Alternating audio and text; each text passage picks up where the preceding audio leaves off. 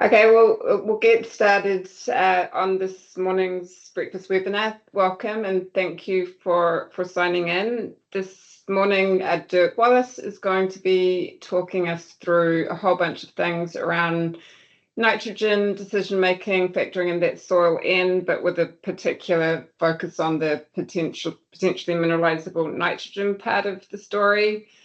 Just a little bit of housekeeping. If it looks like everyone's got this sorted, but yeah, just keep your mute on with regards to questions, and we're really encouraging you to fire your questions away as Dirk goes through the presentation. There will be time at the end to get some chat going around this, but definitely just keep them coming as things come to mind. Either put the raise your hand option on if you want to talk the question out, or else just chuck it in the chat box and I'll make sure that it gets fed through to Dirk.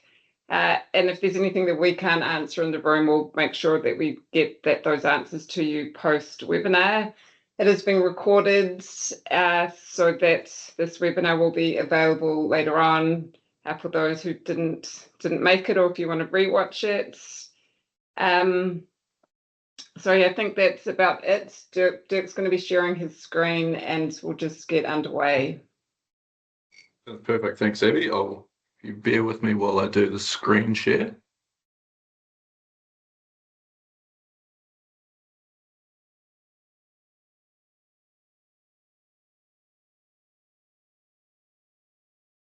Magic, are we golden or is that the wrong screen?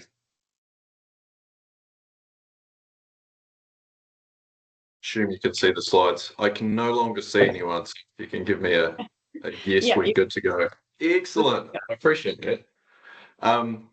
Right, so by way of introduction, my name's Dirk Wallace. I am based up in rather wet Waikato today.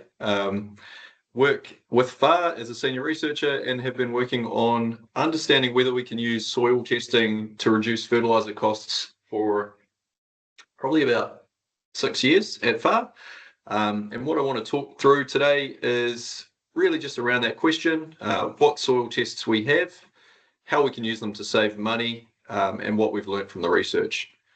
As Abie said before, if something on a slide pops up and inspires a question, feel free to ask it as we go through. Otherwise, we should have a fair chunk of time at the end to cover off anything curly that you'd like to ask the team. And just so you're aware, Abie, I cannot see any hands or anything like that. So if there's a question, just yell out at me or something like that. Cool. So let's get rolling. So really the aim of this talk is to address this challenge. We all know fertilizer costs are increasing. We've been here before, coming out of the Ukraine invasion when urea price went through the roof as well. So really, we need to acknowledge at the front end of this that we know crops need nitrogen. We're not saying we're aiming to reduce or stress the crops. We want them to reach their yield potential. But we just want to know how we can make it cheaper to feed them. So the question becomes, can we get nitrogen from somewhere else other than a bag? And then really the thing I want to discuss today is soil nitrogen supply. That's one of the options. So soil nitrogen supply and soil nitrogen in general can be a pretty complicated topic. I want to break it into two parts today. I want to break it into the nitrogen you have under your boots, which is mineral nitrogen. That's made up of ammonium and nitrate, and is really just a snapshot of what's available to the plant at the time you test. And then I want to dig more deeply into estimating the nitrogen you'll get through the growing season, and specifically how we've done that using the potentially mineralizable nitrogen test and what we've learned there. So when I broadly speak about soil nitrogen supply, what I'm speaking about is those two components, what you've got and what you'll get. And before we get too deeply into this talk, I want to address something that comes up quite frequently when we do talk about soil nitrogen, and that's simply, where does the nitrogen come from? And I think it's a really good one to discuss before we move on. So Soil is fairly jam-packed full of carbon and nitrogen. Where I am at the moment in the Waikato, in the top 30 centimetres of soil at our research site here, we have around about 10 tonnes of nitrogen. The challenge is that not all of that nitrogen is plant available. So it's in inorganic and organic forms. Plants use inorganic nitrogen. So we have this huge pool there, and what happens on a daily basis is that some of that pool is released into the plant available pool. So annually, from that large pool of 10 tonnes, we have at our site around about 150 kilograms of nitrogen per hectare released. So that's about 1.5% of that total. And as that's releasing, we're feeding crops and we're returning fertilizer to the soil in the form of nitrogen. We're returning crop residues, roots, leaves, all of that stuff. So there's a feedback loop going into that big pool. So hopefully that kind of addresses where the nitrogen that we're discussing today comes from. And yeah, if there's any questions on that towards the end, feel free to just yell out and ask away. So what the potentially mineralizable N test aims to do is estimate that daily supply of nitrogen. Now, in the past, we have had tests that have aimed to achieve this, but there's a few benefits I want to cover off that this test has, which give it an advantage over the previous test. And not to get too technical, but the previous test was called the anaerobically mineralizable nitrogen test. Some of you may know it as plant available nitrogen, or AMN. So you might be asking the question, okay, we've got a new test. What are the advantages of this? So the first benefit is that this test was specifically built to estimate soil nitrogen mineralization. And just to slow that down, that mineralization word, that just means the supply of nitrogen from that big old organic pool into the plant available inorganic pool. The other benefit of this test is it's been calibrated on New Zealand cropping soils. And from a lab perspective, they like it because it's more repeatable, it's faster, and also agronomic wise, there's more guidance available than there has been with the old test, which was that AMN test. Now, I actually think the two standout benefits of this test are one, that it can estimate soil nitrogen supply on a monthly basis, which I think is really important when you're trying to make a fertilizer decision and you've got multiple applications, or if you only get one chance to get it right. And that the estimate of mineralization responds to irrigation. So it responds to two things. It uses 30 years of average climate data to build a climate factor into its estimates, and it can use irrigation as well. So that supply of nitrogen out of the soil is always going to respond to two things. Warmer temperatures are going to make it faster, and moist conditions are going to make it go faster too. If you make it dry and cold, mineralization will slow down. So it's a test built to allow for those drivers. Not all tests are just all benefits though. There are some challenges with this test, so we need to cover those too. One is that this test is not intended to estimate supply of nitrogen from crop residues. If you're coming out of a legume crop where you have a large amount of maize stover on the surface or anything like that, what happens when you take that soil sample is it will go through to the lab, be passed through a sieve, and all of those goodies from the residue will actually be discarded, so they're not part of the soil test. So we're really just talking about supply from the soil when we talk about this test. The other thing is that it does require some work, and there's a bit of a caveat to this because some labs provide some of that work already done for you and some don't. I just want to talk about the work that's required to get the test result into something you can use today, and I think that'll serve you regardless of where you get your testing done.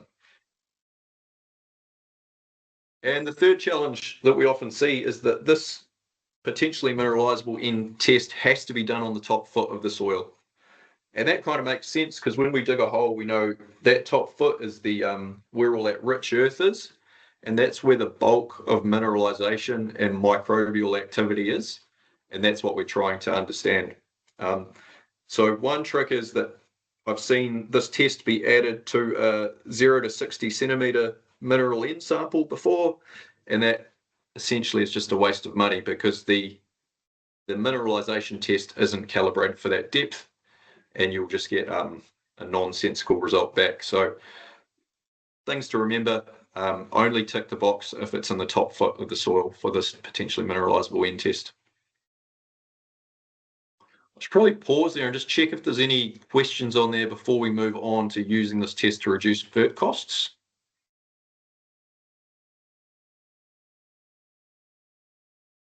Oh, carry on. So that's our question. So we've got this test that came onto the market probably 5 years ago, and the first thing we asked was, right, well, how can we use it to actually reduce fertilizer costs on farm, and is it any better than what we're currently doing? So I'm going to present data from 3 crops. I know, well, I'm hoping we've got a pretty diverse audience today. Those crops are maize silage in the Waikato. We've got an irrigated autumn wheat crop in Canterbury, and I'll also discuss some of the challenges around using this test in grass seed crops. So in the Waikato here, we have had a trial in the ground for the last 5 years. And to make it simple, it's a trial that has been able to compare 2 different fertilizer decisions. One is where you use soil nitrogen supply, and the data I'll present here is that mineral nitrogen value plus the potentially mineralizable N value. So understanding what you've got and what you'll get in your decision making. And the other decision is where we don't use soil supply. So where we just look at the total demand of the crop and use fertilizer to fill that demand. So this trial has been going for 5 years. It's a fully replicated trial. It's a maize, silage, ryegrass rotation that I'll be presenting data on. And we've kept our decisions in the same place year on year. So over those 5 years, we've had no significant difference in yield between these 2 different decision processes. So using soil nitrogen supply has not decreased maize silage yield. Sorry, Dirk, I'm just interrupting. Your use soil in supply treatment, is that just soil in supply that is going on? No, so it's using, yeah, sorry, and I'll get to that in a few more slides time, Abby. It's a great question. So how we use it is for both of these treatments, we calculate the total crop demand. And in this maize silage setup, we're using long-term average maize silage yield for the site, which is 22 tonnes of dry matter per hectare. And then we multiply that by the amount of nitrogen required per tonne of dry matter. We've used 12 kgs of N per tonne of dry matter here. Recognise there's a bit of, some people use 12 and a half. Let's not split hairs too much.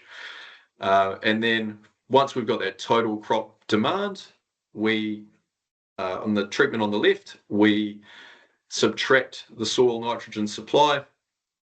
On the treatment on the right, we don't, and then we fill whatever's missing with fertilizer. Does that explain it, Abby? It does, thank you. Cool, no worries. So coming back to the how these tests can actually reduce FERT costs. Well, over the last 5 years, our average saving of using fertilizer, using soil supply versus not using soil supply was $243 per hectare per year. And I mentioned at the start, is this any better than what we used to do? So typical guidance has been around just using that mineral N sample, so getting that measure of what's in the ground. And we do have data for that. If we had have taken that approach, the average saving over 5 years would have been $105 per hectare. So it's approximately moving into using a estimate of mineralization, if you're not already doing it, is showing, in this study at least, that there's a saving of around about $140 per hectare extra per year. And to put that into context, I should have mentioned at the start around pricing. This test costs around about $32. So gives you some numbers to work off. And I should also say the mineral nitrogen test costs about $70. So to combine the two, you're looking at $100. Cool. So that's a brief run through of the maize silage results. I also wanted to touch on irrigated autumn wheat. Hopefully those of you that grow it have seen this cropping strategy, which states that on average 24 kgs of N is required per tonne of grain to maximise yield, and that's 24 kgs of N, which includes soil mineral N to 60 centimetres of depth. There's a big range around that optimum rate, and we could probably spend some time talking about that, but I won't get into that today.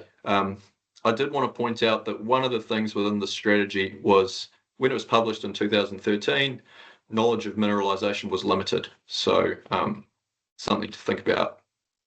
So what we did was we've conducted 2 trials at our Chertsey research site, looking at a similar approach to what I've just discussed in the maize, where we had a full N treatment. And again, that was using that 24 kgs of N per tonne of grain approach. And the full N treatment filled the whole crop demand with fertiliser. And then we looked at a treatment where we subtracted the mineral nitrogen value as per the guidance that you saw just before. And then we looked at a treatment where we included that potentially mineralisable nitrogen value. So in 2021, you can see the grain yield in the fourth column there. So we achieved around about 12 tonnes across the decisions, and no significant difference in yield there. You can see the nitrogen fertiliser expense on the left. So significant reduction in fertiliser spend, and quite clearly, if you include that estimate of mineralisation, then the expenses drop dramatically below what you do when you just include mineral nitrogen. So we repeated that trial in 2022, and you can see the results below there. Again, there is a bit more wobble in the yield for that year, but no statistically significant difference, and those savings in fertiliser cost are consistent. So again, we see that trend of a fairly large leap in savings when you include that estimate of mineralisation. So if you're a grain grower and you're kind of thinking mineralisation is just kind of that stuff you get for free through the growing season, I'd encourage you to think about these numbers and whether actually testing for mineralisation and understanding whether it can actually save you some money this season. The research is pointing that including it in that decision-making process can save you significantly more than just using mineral nitrogen alone. And there you go. That's those are the figures, which are fairly similar to before. So including that potentially mineralisable nitrogen test result in the decision for this wheat crop saved between $174 in 2022 and $230 a hectare in 2021. However, there are some challenges in this, and that ryegrass seed crops do not follow the same path. So the current guidance is built off 32 different nitrogen response trials, which is fairly incredible. And the guidance is that you should use 170 kilograms of nitrogen per hectare and subtract soil mineral nitrogen to 30 centimetres. The reason nitrogen management here is different is that you're trying to produce a seed without tipping it over into lodging. So from talking to Richard Chenoweth previously around this, they've noted that in these trials, when mineralisation is greater than 90 kgs of nitrogen per hectare, then there's potential to reduce the rate, but that needs to be validated. So as I stand here today, I would say it's not appropriate to apply the PMN test result in these ryegrass seed crops. It is something that needs to be a work on for the future. Dirk, I'm just going to interrupt you there again. We just got a question reversing back to the wheat's trial. Was protein measured in the wheat across those 3 different treatments?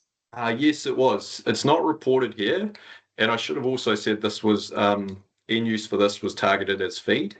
But yeah, if someone is interested in those results, I can send them the report. So yeah. From memory, no differences though.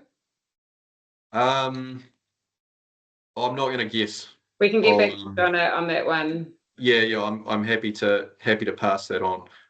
Yeah, I won't make a guess. I think from memory there might be something in 2022, but I'd rather look at the data and get them a proper answer. So I can get onto that today. So just let me know. With the ryegrass, that mineralization from those trials, which was around 90 kg per hectare, what sort of time frame was that release considering? Do we know? Yeah, so that will be from closing to harvest, to be fair. So that's probably, this is stretching my ryegrass knowledge, but should be around about, is it early October or late October to Boxing Day-ish? So yeah, I would say it's over that period, which is a fairly short window. So it's going to be a soil, a soil with high mineralization potential. You could run into some trouble. But to be fair, we haven't actually had too many reports of that happening, and that the guidance there kind of has that 60 to 90 kgs of mineralization baked into it, I suppose. But yeah, it's something we can discuss with the research team and figure out if there's a need to change that guidance as we move forward. Yes. Cool. We have a question. Oh, sorry, you're going to... No. Yeah, I'm here to answer questions, not just talk to myself. These questions as they come in, Dirk. Greg, I might need a bit more information from you for this one. Greg's asking if there's any data on growing other crops, or could you extrapolate the data to other crops, for example, a 20-ton swede crop? Yeah. There is data on growing other crops, yes. So as part of that calibration of the test, that was done by Plant and Food Research. And I need to kind of think back as to how many different crops they did do, but there is the likes of carrots and other kind of root crops in there where you could definitely get some understanding. So I can find that report and get that out to Greg. But yeah, probably when we come to the how to use the test, it'll become apparent where there's possibility. I guess the data presented today is the stuff we've used it for within FAR. The other crop that I should mention is its use in barley crops. So obviously there can be lodging challenges in barley crops, and one of the things this test has helped with is identifying growers helping growers identify where they're going to get a large amount of nitrogen out of the soil that could give them harvest pain. So the likes of, I remember talking to a grower in the Manawatu, and they had, I think the paddock had been in 3 years of pasture, and then it had just been, had kale and grazing on it, and the PMN test result came back with quite a large amount, and they were going into malting barley.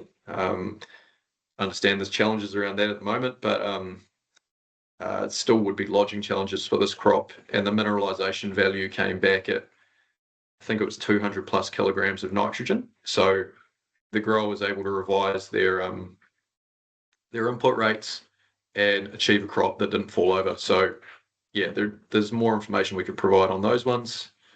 But yeah, if you've got any specifics, happy to make a list and try to send out the information we've got. Yeah. So Greg has made the note that the Fertiliser Association, they too have updated their Fertiliser for New Zealand forage crops books to include PMN testing on brassicas. So Yep. yes. Perfect. Yeah, there you go. See? Magic. Right. So yeah, I guess that's what we've seen from the research side in terms of where we can save money using particularly that potentially mineralizable N test. So the question now that I just wanted to cover off is how you get started. And this should be simple, but the first step is soil sampling. Again, this could be another 30-minute discussion, and if you want that, I'd be glad to deliver in the future because it's a particularly large area of passion for me. But I'd probably say when you're thinking about soil sampling, think about your business first. So if you're looking to start with this PMN test, I'd encourage you to think about where it can fit into current soil sampling rather than making it an additional test. One of the benefits of it is that it's a stable test that we're told can be done at any time of year because it's measuring your soil's potential, and that should be relatively consistent. So if you want to include this testing with your regular soil basic testing, then that's an option. But if you want to do it yourself, it's perfectly possible. You can buy your own soil sampler. You just need a lab submission form and a chili bin. We have tools available to help you when it comes to processing that data and also understanding how to actually take a soil sample. QR code on the screen actually links to a video I made around how we soil sample and best approach to do it. So if soil sampling is new to you, I'd encourage you to look at these resources. If it's something you already do on farm, think about how you could include this test in your current program. The question of depth always comes up, and to cover that off, I would say start simple. If you already sample to 15 centimeters, this test can be done on that sample. The gold standard would be a 0 to 30 centimeter sample. So if you're already doing mineral nitrogen sampling, for example, to 30 centimeters, ticking this box as well will give you a full view of your mineralization over that top foot. If you're just doing the 0 to 15 centimeter depth, you're only going to get half the picture. And in terms of whether it's just a game of doubling the numbers, I don't have enough information yet to comment on that. And that's something I'd like to look into in the future. But currently, I would say going to 30 centimeters is going to give you a full view. It's a test that only really needs to be done once every approximately 3 years, I'd say, because it is a stable form of nitrogen. So hopefully that covers off how to get a test out of the ground. The final point I wanted to make is really, it's not just the testing. You need to leave enough time to actually turn those numbers into decisions. And that's why I've called this the math makes the money. So the test results will come back as milligrams per kilogram. You need to turn them into amounts to help with decision making. And I would emphasize here, the math is not the same for both of the tests we've discussed today. So this is the math for mineral nitrogen. This is the math for a mineralized nitrogen estimate from a PMN test. Yes, that is a mouthful, completely agree. But it includes two other components: a climate factor, which adjusts the test estimate for where you are in the country, and a depth factor. And that will be different whether you're using a 0 to 15 centimeter sample or a 0 to 30 centimeter sample. Luckily, we've got a whole bunch of decision support tools that can actually help out with that math. So down here on the left, you can see a screenshot from the SVS tool, which we'll probably talk about at the end of this presentation. FAR also has a soil nitrogen supply calculator, and we even have a video on how to use that calculator. So again, another QR code of how to watch that video to get started.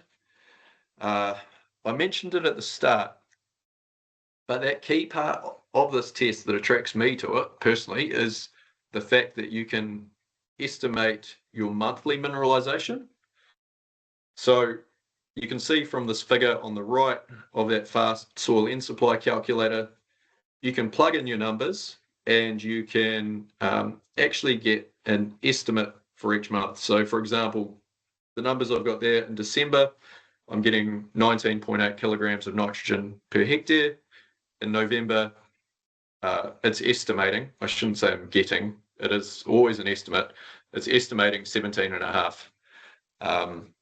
And before that, October 16.8. You can also plug in when you're irrigating and it will respond to that and make that estimate larger. So to your point, Abie, I think you touched on it at the start, how do we actually use this test in our research? And this goes across all things. We're really using it to estimate the mineralization or supply of N out of the soil between the time we're applying the fertilizer and either the next application or the end of the uptake. So we're really looking for that gap of unknown, and we're looking to put an estimate in there to help us guide how much we apply at the time we get a chance to put something in. So tends to follow this formula, work out the crop nitrogen demand, subtract the mineral nitrogen and the estimated mineralization. Recognize that if you're in a 6 application liquid grain setup, you won't have mineral nitrogen prior to every application. That's where this estimate of mineralization can be a useful tool in the back pocket, because it will allow you to know, well, it will allow you to have an estimate of how much you'll get between one application and the next. How have growers used it on farm? Well, we've actually, through the Growers Leading Change program, had some great success with grower groups testing this in the wild, and they've taken this information, applied it to tryout strips on their farm, monitored yield response, and grown their confidence to apply it to their programs from there. So this is just a great photo that I always enjoy of a maize silage crop tryout, where the grower managed to have 2 runs of different treatments and use the scales and the trucks to essentially measure his yield and work backwards to understand what the yield response was to the 2 different decisions. So that's actually me done with slides. I can stop sharing and open up to questions if anyone's got anything to jump in with. Thanks, Dirk. There's no more questions that have come through on the chat, but does anyone who's still on the call want to raise their hand or have a question that they want to ask Dirk?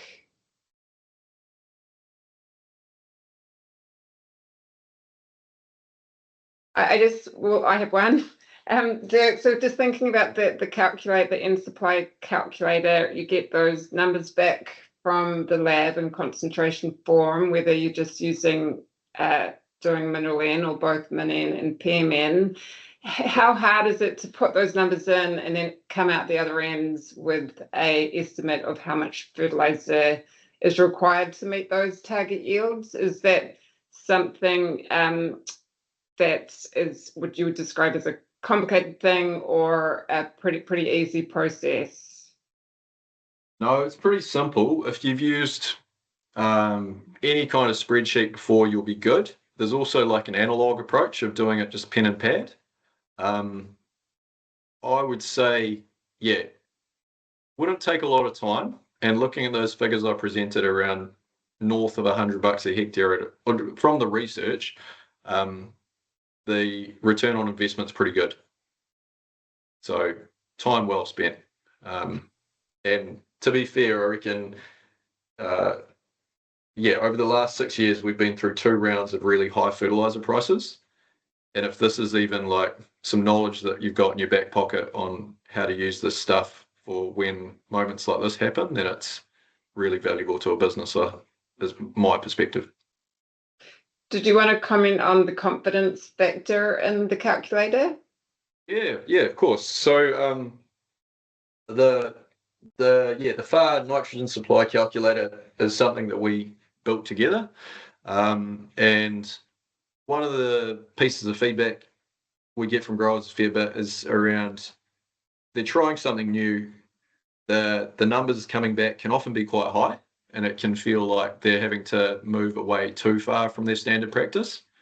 So what we've put in there is something called a confidence factor, and that's really growers' confidence factor, I suppose. So you can dial it up or dial it down depending on how much confidence you have with using soil tests in your decisions.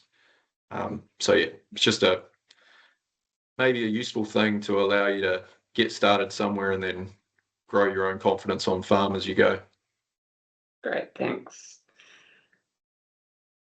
Right, Happy to take any other, sorry, Abie, I was going to say, I'm happy to take any other like nitrogen and research, any other questions too.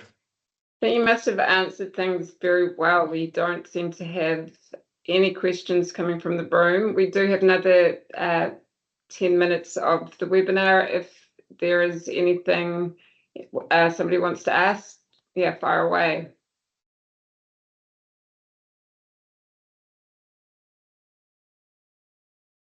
Well, I think on that note, I'll just take a minute to put a wee plug in for some workshops that are coming up across the country. The sustainable vegetable systems have a tool that is similar to our nitrogen supply calculator. It's the SDS tool that Dirk mentioned before. And there's a whole series of workshops coming up to help growers figure out how to use the tool.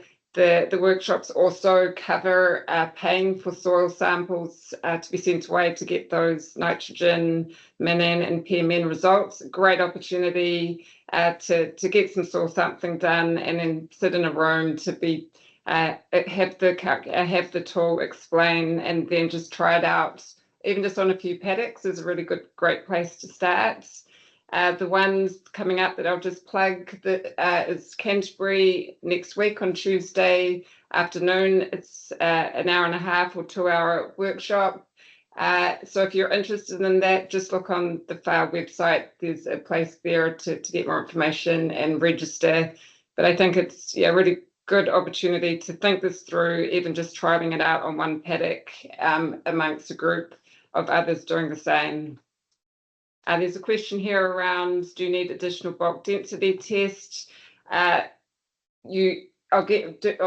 did you want to comment on how bulk density factors into this? In the calculator, you do need bulk density to convert those concentrations to the kilograms per hectare, but there's a series of drop-down boxes there to make it really easy for your region if you don't know your actual bulk density. Dirk, is there something you wanted to add to that? Yeah, it's a great question. I love a bit of bulk density chat. How to